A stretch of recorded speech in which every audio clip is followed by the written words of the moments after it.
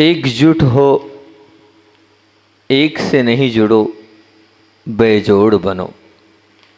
पूज्य गुरुदेव का ये हाइको आप लोगों के बीच में रखा है मैंने। ये हाइको संबोधन कर रहा है, हम सब मिल के रहें, हम सब एकता से रहें, एकजुट हो, एक से नहीं जुड़ो तो हम निश्चित तौर से बेजोड़ बन जाएंगे। ये जो हाइको की प्रवचन श्रृंखला हमने बाजना में चालू करी थी, प्रारंभ करी थी, और लगभग 11 प्रवचन हो गए थे आप लोगों के पारिवारिक, आप लोगों के संबंधों के बीच में, कि हम लोग रह तो रहें, आपस में रह तो रहें, लेकिन हमारे बीच में बहुत सारी विसंगतियां हो जाती है। इन विसंगतियों को आप लोगों की खुद की ही बात उठाकर ये प्रवचन श्रृंखला चालू करी थी। 10-11 प्रवचन हुए, उसके बाद सीधे हमारा 52 गजा चतुर्मास हुआ तो हमारा सीधे मौन हो गया। 6 महीने हमने प्रवचन किए ही नहीं। एलोरा में कुछ नई प्रवचन श्रृंखला चालू हो गई थी, तभी अभी हमें ध्यान आया कि वो जो प्रवचन श्रृंखला के कुछ प्रवचन बाकी रह गए हैं। हमने कहा 4-6-8 दिन, 5-6 दिन हैं, तो वो पारिवारिक आपस की सबकी शिकायतें हैं, उन शिकायतों पर ये प्रवचन चालू किए थे। वही बात आप लोगों के बीच में वह पुनः प्रारंभ कर रहा हूँ। उसमें 5 घटक मुख्य, 6 घटक मुख्य थे। सबसे पहला, अगर हम आपस में प्रेम चाहते हैं, सहयोग। दूसरा, समाधान वृत्ति। तीसरा, सहिष्णुता। चौथा, उदारता। और 5वां, प्रेम। इसी संबंध में हमारी चर्चा चल रही थी। और संबंध के विश्व में अगर हम संबंध की बात करें तो संबंध के लिए विश्व में एक बात हमेशा याद रखनी चाहिए कि इस जगत में संबंध अगर हमें रखना है तो अपेक्षा की इजाज़त नहीं है। अपेक्षा रखो, मना नहीं है, लेकिन अगर संबंध को बरकरार रखना है तो अपेक्षा पूर्ति का आग्रह मत रखो। क्या बोला, फिर से बोलूं? अगर संबंधों को मीठा बनाना है, अपेक्षा तो रखो, लेकिन अपेक्षा पूर्ति का आग्रह मत रखो। जहाँ आग्रह आ जाता है वहाँ वाद विवाद होना प्रारंभ हो जाता है। और निश्चित बात है कि जिस संबंध में मुख्यता से परिपक्वता होती है, या फिर ये मान लीजिए कि बहुत घनिष्ठता होती है, तो वहाँ अपेक्षा पूर्ति का आग्रह कभी कभी बहुत ज़्यादा आ जाता है। और जहाँ अपेक्षा का आग्रह आता है वहाँ संबंधों का विक्षेप होता चला जाता है। ये निश्चित मान के चलना कि आसमान से बरसने वाला वो पानी भी यदि गटर में जाता है तो क्या बन जाता है? अशुद्ध बन जाता है। गंगा में जाता है तो वो क्या बन जाता है? गंगा जल बन जाता है। और सागर में जाता है तो वो पानी खरा बन जाता है। तो किस व्यक्ति को आप क्या कहना चाहते हो वो उतना महत्वपूर्ण नहीं है, लेकिन जिससे आप अपेक्षा रख रहे हो वो आपकी अपेक्षा पूरी करने की ताकत रखता है कि नहीं रखता है, ये तो आपको कम से कम समझना पड़ेगा। तो बहुत सारी बातें हैं कि क्या क्या शिकायत होती है। 5-6 शिकायतें लगभग रहती है। उन शिकायतों को आपके बीच में रखता हूँ। सबसे पहली शिकायत होती है कि चाहे वो माँ हो, चाहे वो सासू हो, चाहे वो पिता हो, चाहे वो बच्चा हो, उनकी क्या शिकायत होती है आपस में? सबसे पहले कि एक और मतलब शिकायत क्या होती है? हमारे परिवारजन हमें समझ ही नहीं सके, हमारे परिवार वाले हमें समझ ही नहीं पा रहे। ये पहली शिकायत। दूसरी शिकायत सबके मुंह से निकलती, लगभग उसी बात को रख रहा हूँ, सब अपने स्वार्थ पुष्टि के लिए हमारा उपयोग करते हैं। सब हमारे स्वार्थ पुष्टि के लिए हमारा उपयोग करते हैं। जब काम होता है तो याद करते हैं और बाद में भूल जाते हैं।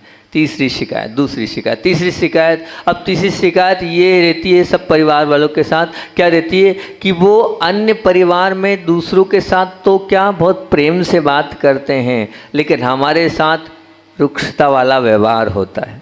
सबके साथ तो प्रेम करते हैं, अच्छे से बात करते, और हमसे कैसा व्यवहार करते हैं? 3 बहुएं हैं तो ऐसा लगता है, 2 भाई बहन हैं तो ऐसा लगता है कि सबसे उनसे तो बहुत प्रेम से बात करते हैं, लेकिन हमारे साथ रुक्षता का व्यवहार रहता है। ये कौन सी इंसानियत है?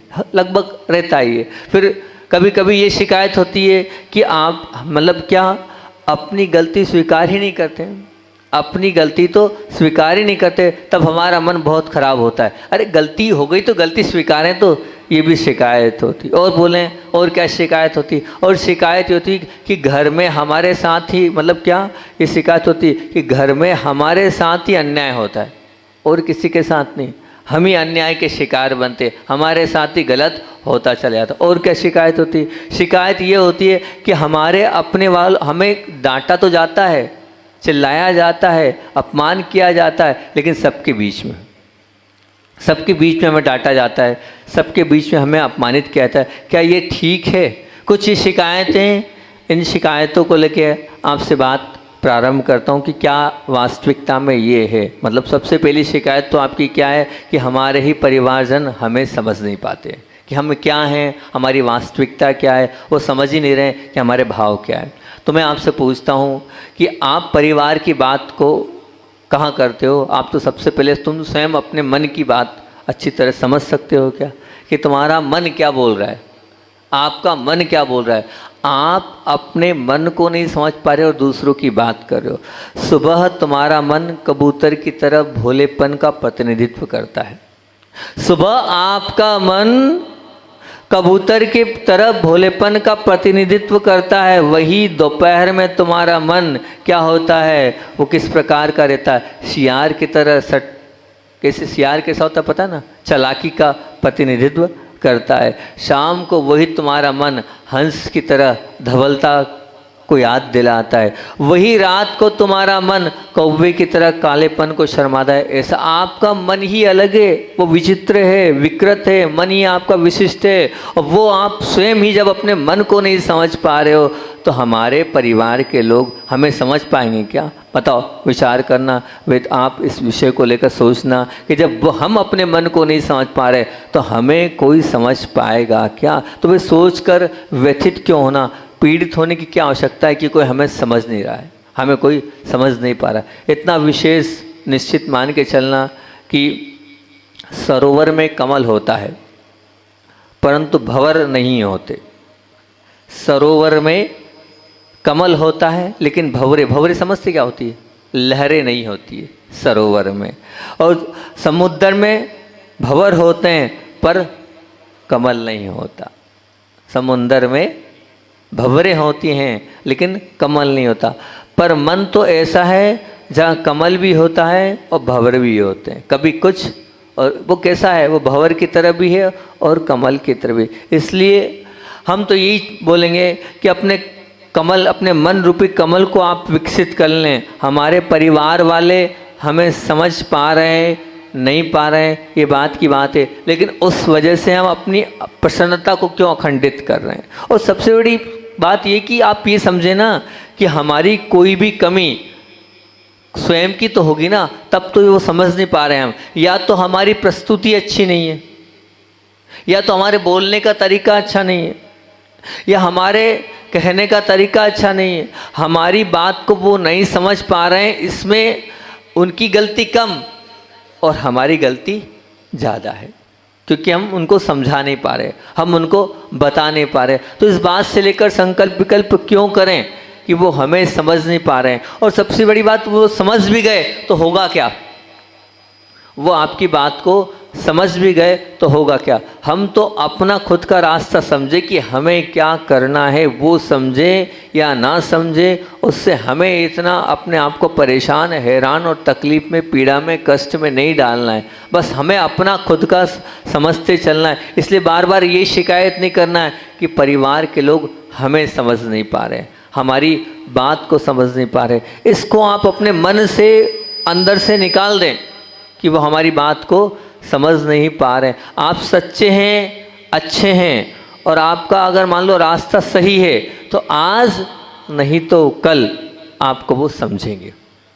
अगर आप सच्चे हैं, अच्छे हैं और सही रास्ते पर हैं तो आज नहीं तो कल वो आपको समझेंगे। अगर वो गलत भी समझ रहे हैं तो कल आपको सही समझेंगे। क्योंकि एक बात ध्यान रखना कि आप सत्य कभी भी, बहुत अच्छी आचार्य श्री जी बात बोलते थे कि सत्य कभी भी क्या हो सकता है? हैरान हो सकता है, परेशान हो सकता है, लेकिन हाँ, बहुत बढ़िया, वेरी गुड, पराजित नहीं हो सकता है। वो समझे या ना समझे, लेकिन आप सच्चे और अच्छे हैं तो निश्चित तौर से आज नहीं तो कल वो आपकी बात को समझेंगे। इस बात को लेकर टेंशन नहीं करना कि वो समझ नहीं पा रहे हैं। और दूसरी शिकायत सबके मुंह से क्या निकलती है कि सब स्वार्थ पुष्टि के लिए हमारा उपयोग करते हैं, और जब काम होता है तब तक याद करते हैं और बाद में भूल जाते हैं। मैं आपसे पूछता हूँ कि मरीज के पास डॉक्टर जाता है ना, और डॉक्टर जाता है मतलब डॉक्टर के पास मरीज जाता है, तो मरीज गया वहाँ डॉक्टर के पास, तो पहुँचा, वहाँ पहुँचने के बाद फिर जब वो ठीक हो जाता है उसके बाद जाता है क्या? नहीं जाता। तो आपका प्रश्न हो सकता है कि भैया डॉक्टर के पास मरीज जाता भी है तो वो काहे के लिए जाता है? कि वहाँ जा तो इलाज के लिए रहा है, लेकिन डॉक्टर भी जो है स्वार्थ पुष्टि के लिए कर रहा है, वो भी पैसे लेता है। बहुत अच्छी बात है, ये हो सकती है बात। तो मैं इतना ही कहना चाहूँगा कि भले परिवारजन स्वार्थ पुष्टि के लिए हमारा उपयोग करते होंगे, परंतु उनके उपयोगी बनने से हमें सुविधा भी तो मिल रही, बहुत सारी सुविधाएं भी तो प्राप्त हो रही है कि नहीं? बहुत सारी सुविधाएं, हमारी सुरक्षा भी तो सुनिश्चित है। अगर स्वार्थ पुष्टि हो भी रही है तो कोई दिक्कत नहीं, लेकिन हमारी सुरक्षा है, हमें सुविधा मिल रही है, हमारी मानसिक स्वस्थता भी तो उनके कारण हमें प्राप्त हो रही है। तो स्वार्थ पूरी हो भी रही तो क्या हुआ? यदि परिवार हमारा उपयोग कर भी रहे हैं तो बहुत सारा लाभ भी तो मिल रहा है। स्वार्थ के लिए हो रहा है भले उपयोग, लेकिन शिकायत हमें नहीं करना चाहिए। उसके बदले में हमें क्या मिल रहा है हम ये नहीं देख रहे हैं, हम ये देख रहे हैं कि सिर्फ हमारी स्वार्थ की पूर्ति हो रही है और स्वार्थ का हो रहा है। आज तक हमने दुख के समय में परमात्मा को याद किया कि नहीं किया? बताओ। करते भी हैं परमात्मा को याद, और परमात्मा ने हमें सहायता करना बंद तो नहीं किया, क्योंकि हम जाते हैं तो निश्चित तौर से भगवान के पास जाते हैं, भक्ति होती है, या मंदिर में जब जाते हैं। पर ये बात बताओ कि जब परमात्मा के मंदिर में आप गए, कब गए? दुख के समय, और सुख के समय आप नहीं गए, तो परमात्मा ये तो नहीं बोलता कि अब मैं तुम्हारी सहायता नहीं करूँगा। जब मतलब हो तब आते हो, और जब मतलब नहीं हो तो भूल जाते हो। जब मतलब हो तो आते हो, जब मतलब नहीं हो तो भूल जाते हो। और सच बताएं, सच्ची भक्ति और सच्ची आस्था कब होती है? कब भगवान को बहुत अच्छी माला फिरती है? अगर वो पीड़ा हो जाए आपको तो माला में बहुत मन लगता है। पूरे, अरे सोनू भाई बोले, पूरे भाव के साथ माला फिरती है। कुछ तकलीफ हो जाए, कुछ मांगना हो, कुछ लेना हो, तो भगवान बहुत अच्छे से याद आते हैं, बाकी याद नहीं आते। लेकिन भगवान तो देते हैं ना। तो सच में अगर आप भगवान बनना चाहते हो, भगवान की श्रेणी में आना चाहते हो, तो भले स्वार्थ पुष्टि के लिए भी अगर आपसे कोई कुछ ले रहा है और बाद में आपको भूल भी जा रहा है, तो आप भगवान हो। जैसे भगवान भूल जाते हैं, वो दुख के समय में ही आप याद करते हैं और सुख के समय भूल जाते हैं, ऐसे अपने आप को आप भगवान मानो। होने दो स्वार्थ की पुष्टि, कोई बाधा नहीं है। मैं बनाई इसलिए हूँ, सबके उपयोग के लिए बनाऊँ, सबके प्रयोग के लिए बनाऊँ, सबका कार्य मुझसे सिद्ध हो रहा है, तो क्या बाधा है? मुझे तो सबकी मदद करना है, मुझे सबके काम आना है। तो ये शिकायत भी अपने मन से हमें निकालना है कि स्वार्थ पुष्टि, लेकिन उस स्वार्थ पुष्टि के माध्यम से हमें बहुत कुछ मिल रहा है। हम वो नहीं देख रहे कि हमें क्या मिल रहा है, हमारी सुरक्षा में नहीं देख रहे, हमारी मानसिक स्वस्थता को हम नहीं देख रहे। इन सब बातों को भी हमें देखना चाहिए। और तीसरी और महत्वपूर्ण शिकायत क्या है कि अक्सर परिवार के साथ, मतलब दूसरों के साथ तो प्रेम के साथ बात करते हैं, और हमारे साथ कैसी बात करते हैं? रूखा और रुक्षता वाला व्यवहार होता है। ये क्या कोई इंसानियत है? क्या इस प्रकार से करना चाहिए? तो सुनो, ऐसी शिकायत का उत्तर हम आपसे देते हैं कि जिस प्रकार से, बहुत अच्छी बात आप लोगों के बीच में रख रहा हूँ। जैसे मान लीजिए मनुष्य अनाज के प्रति जितना जागृत होता है, मनुष्य मानव अनाज के प्रति, अन्न के प्रति जितना जागृत होता है ना, उतना जागृत जल के प्रति नहीं होता, उतना जल के प्रति नहीं है। ठीक है ना? जल आप वेस्टेज कर रहे हो, फेंक भी रहे हो, एक बाल्टी नहीं 2 बाल्टी से नहा के आ जाते हो आप। ठीक है ना? और जो उतना जागृत जल से भी के प्रति होता है ना, और उससे ज़्यादा जागृत क्या प्राणवायु के प्रति नहीं होता, हवा ऑक्सीजन के प्रति। ठीक है ना? मतलब सबसे ज़्यादा जागृति किसके प्रति है? अन्न के प्रति। उससे कम जागृति किसके प्रति है? जल के प्रति। उससे कम जागृति किसके प्रति है? वायु के प्रति। ठीक है ना? ये आप समझना। मतलब ये वास्तविकता क्या कह रही है? ये वास्तविकता यहाँ ये कह रही है कि अन्न के बिना महीनों तक रहा जा सकता है। ठीक है ना? जल के बिना कुछ दिन तक रहा जा सकता है, परंतु प्राणवायु के बिना चंद सेकंड भी नहीं रहा जा सकता है, चंद समय भी नहीं रहा जा सकता है। फिर भी अन्न से जल की उपेक्षा ज़्यादा होती है ना? और जल से प्राणवायु की उपेक्षा ज़्यादा कर रहे हो। कारण एक है, क्या कारण है इसका? तो कारण ये कि अन्न से जल अधिक सुलभ है, अन्न से जल अधिक सुलभ है, और जल से वो प्राणवायु, वो ऑक्सीजन और अधिक सुलभ है। और जो सुलभ होता है उसकी उपेक्षा करते रहना मन का स्वभाव है। जो सुलभ है उसकी उपेक्षा करना मन का स्वभाव है। तो आपकी शिकायत का यही समाधान है, क्योंकि स्वजन हमें बहुत सुलभ है, हमारे अपने हैं, हमारे बीच में रहते हैं। इसलिए अगर तुम्हारे साथ वो रुक्ष व्यवहार करने वाले वो परिवार के लोग भी हैं, तो क्या आप अपने आप को प्राणवायु का गौरव प्राप्त कर लो कि वो आपके बिना नहीं रह सकते, वो आपके बिना नहीं जी सकते, वो आपके बिना समय नहीं गुजार सकते। आप प्राणवायु की तरह आप उनके लिए हो। तो फिर आपको तो खुश होना चाहिए, झूमना चाहिए, गदगद होना चाहिए, उदास क्यों होना चाहिए? उस पर विचार करना कि हम प्राणवायु की तरह अपने परिवार वालों के लिए, जो जितना सुलभ होता है उतना ही उस पर गुस्सा उतरता है। समझ लेना, जो जितना प्रिय होता है उससे ही बोलते हैं। एक बार की बात आपके बीच में अपने स्वयं के रख रहा हूँ मैं। मतलब मेरे जीवन का बहुत कठिन दौर था वो, और मैं बट डिप्रेशन में नहीं गया, इतना समझ लेना आप।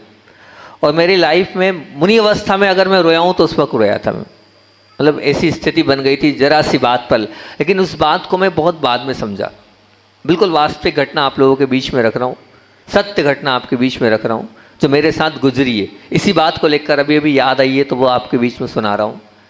पूज्य गुरुदेव से इतने जुड़े थे हम, इतने जुड़े थे कि 10 से 12 वर्ष तो लगभग रात्रि विश्राम उनके साथ ही किया है। और बात ये थी कि गुरुदेव के आशीर्वाद से हमने संस्कृत पढ़ी, प्राकृत पढ़ी, और संस्कृत में रचनाओं को प्रारंभ किया। स्वयंभू की टीका हमने गुरुदेव के आशीर्वाद से लिखी।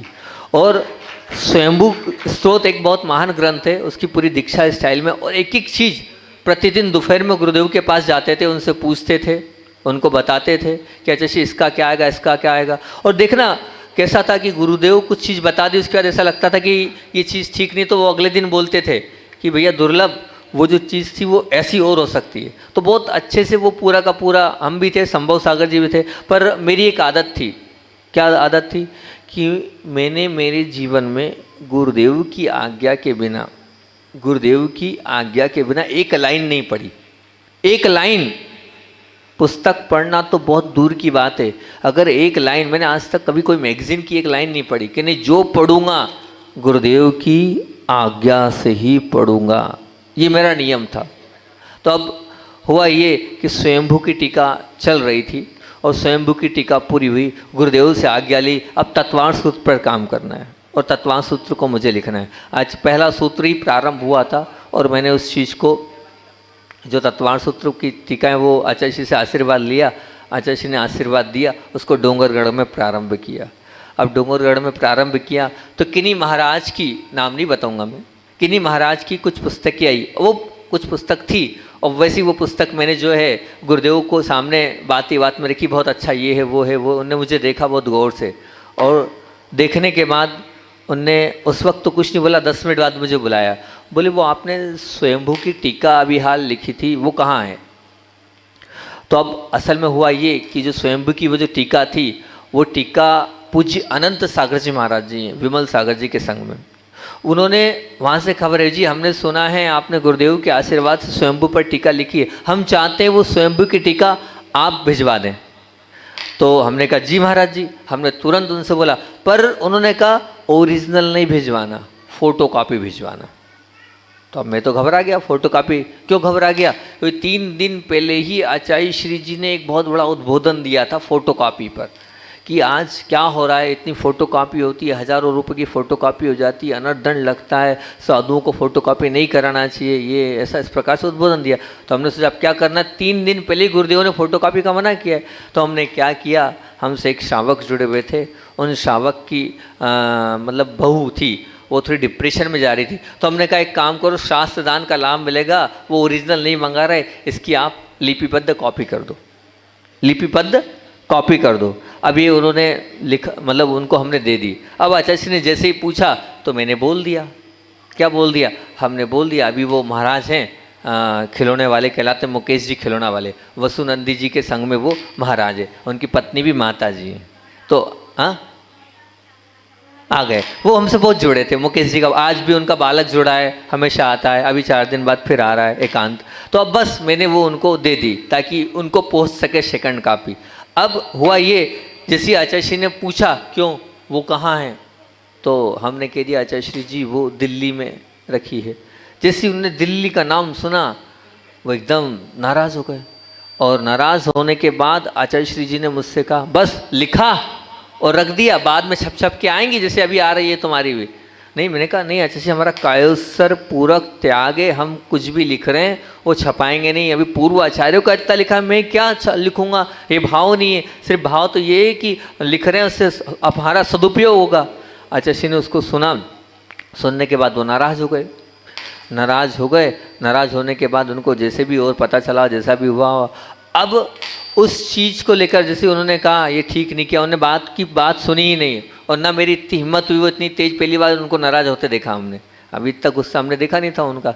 ये ठीक नहीं किया आपने, यही तो है, किसी महाराज को दे देते आप, वो उनके पढ़ने के काम आती, आपने रखवा दिए, बाद में छपेगी, यही करना है आपको। तो अब इस प्रकार से उन्होंने बोला, अब मेरे आँख से आंसू आ गए और मैं बाहर हो गया।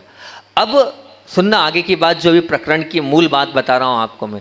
अब आचार्य श्री जी ने प्रतिदिन क्लास में मेरे नाम को ले लेकर लिखने के ऊपर इतना बोला कि लिखना क्या है, लिखना डायरी बनाना क्या है, ये डायरी और बार बार जो लिखते हैं ये भी परिग्रह है, इसमें भी दोष लगता है, शाही बुलाओ, शाही से लिखते हैं, खूब उसको बोलते रहे, और हर बार मेरा नाम लेते थे। तो जितने महाराज लोग थे, और गुरु जी के पीछे पड़ो, ये भी पूछ के, वो भी पूछ के, वो भी पूछ के, आ गई समझ में। अब इतना टेंशन, उधर गुरु जी रोज़ क्लास में हमारा नाम ले लेके बोले, हम इतने ज़्यादा विकल्प में आ गए कि हमने सोचा अब स्वाध्याय करना ही नहीं हमें। और लगभग 6 महीने हमने स्वाध्याय, जो क्लास में होता था उतना, आके स्वाध्याय बंद, नहीं तो हम दिन में वहाँ पर 3-3 4। फिर हमने क्या किया, हमारा इंटरेस्ट तो वास्तु में था ही, तो हमने फिर पूरे ग्रंथ जितने वास्तु के थे वो संस्कृत के पूरे ग्रंथ मंगाए। हमने कहा हम वास्तु पढ़ेंगे अब, अभी तक बिना आज्ञा पढ़ा था, आज्ञा से पढ़ भी लिया तो क्या किया गुरुजी ने, देखो इतना किया और ऐसा किया, हम कितने गलत समझ रहे थे उस चीज़ को। और हमने फिर वास्तु का पूरा अध्ययन कर लिया, ये बात की बातें में पूरा अंदर तक घुस गए। जो आज तक किसी ने वास्तु नहीं पढ़ा, समरांग सूद्रा मय मत मानसार, कोई ग्रंथ नहीं छोड़ा हमने, क्योंकि बोलना है नहीं, हमारा मौन ही रहता था। तो अब बस पूरा वास्तु को हमने शुरू से आखिरी तक पूरा पढ़ डाला, 4-6 महीने पूरा वो किया। तो बार बार आचार्य श्री डांटते थे, तो फिर आचार्य श्री जी ने जो बाद में जो बात समझ में आई, और उन्होंने मुझसे कहा बात ही बात में, बोले जो मेरा सबसे प्रेमी होता है, जो सबसे स्नेही होता है, जो मेरी बात का बुरा नहीं मानता है, उसका नाम ले लेके मैं उसको ज़्यादा डांटता हूँ। ये बात बाद में समझ में आई। और आचार्य श्री ने बाद में एक बात बोली, आगे रख के बोली, या उनको फीलिंग हुई या जैसा हुआ हो, बोले मैं इसलिए तुम्हें बार बार नाम लेके बोल, हर किसी से नहीं बोल सकता था, हर किसी का नाम सभा के बीच में नहीं ले सकता था, पूरे संघ के बीच में। तुम्हारा नाम इसलिए बार बार लेके तुम्हें टॉर्चर और तुम्हें बोलता था, मुझे विश्वास था कि तुम बुरा नहीं मानोगे। ये मेरी कमी थी कि मैं बुरा मान गया, ये मेरी कमी थी कि मैं गुरुदेव को समझा नहीं और मैं बुरा मान गया।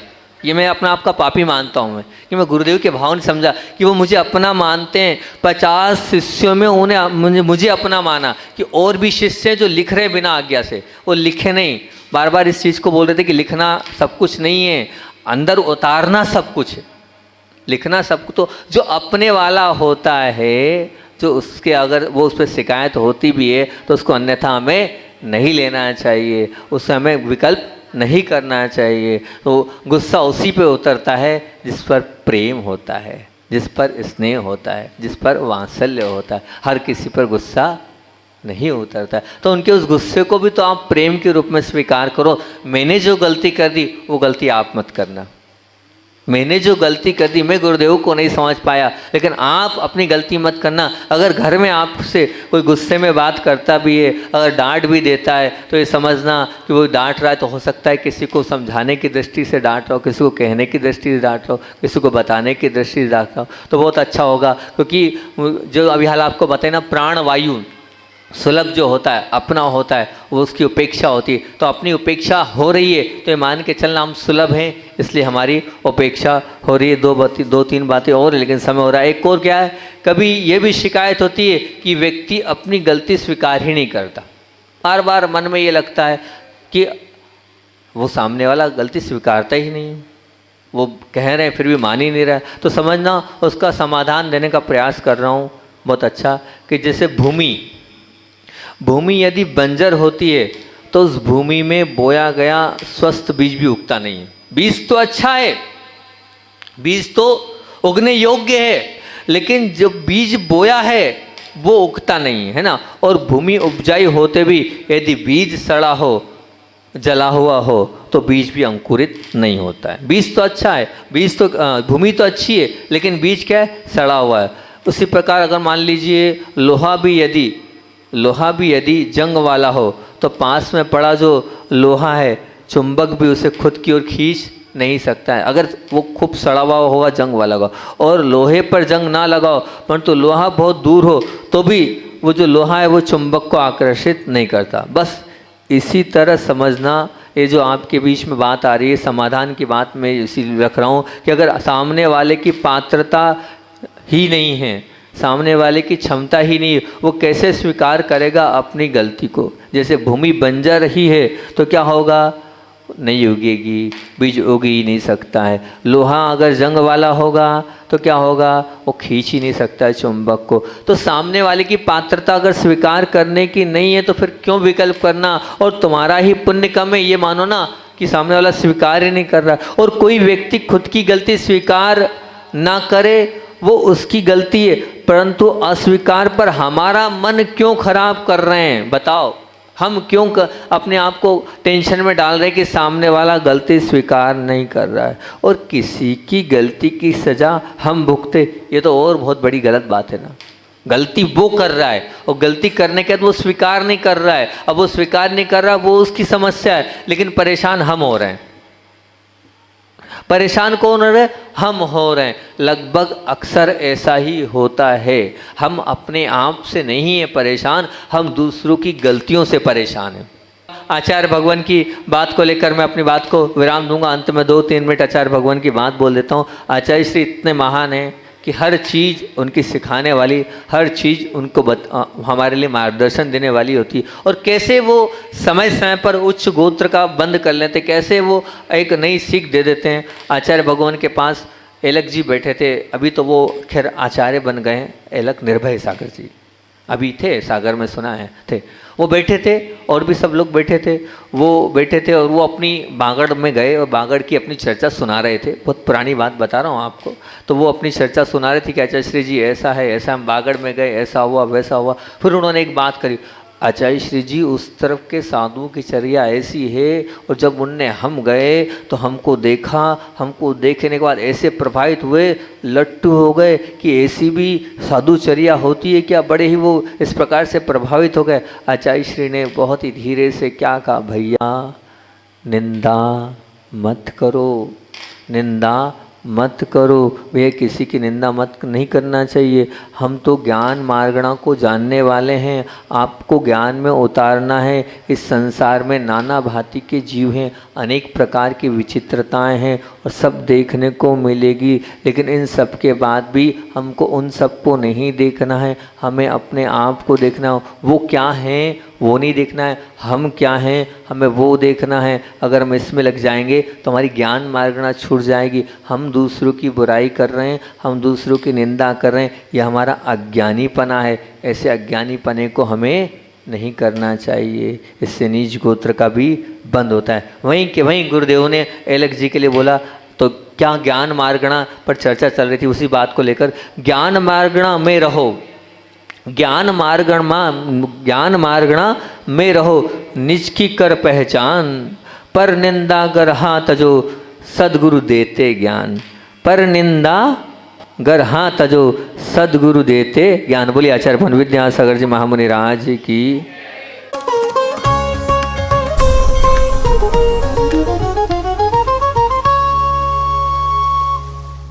जब जीवन में हो वैराग्य की चाह,